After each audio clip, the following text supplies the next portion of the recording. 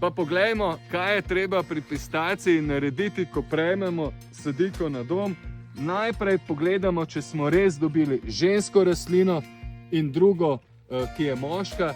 Seveda pri ženskih rastlinah obvezno odstranimo vse oreške, ki se že začnejo tvoriti, kajti pri mladi rastlini to samo zavira rast, to enostavno popucamo po domače.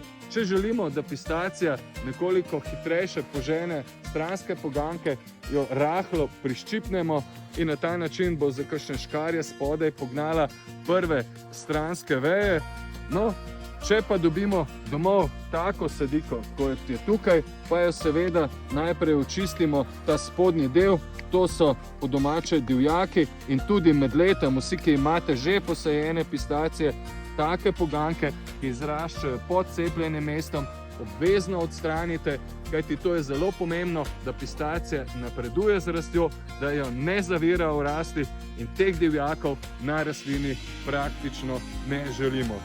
Pri sajenju ne pozabimo na ustrezno oporo, organsko gnojilo ali kompost.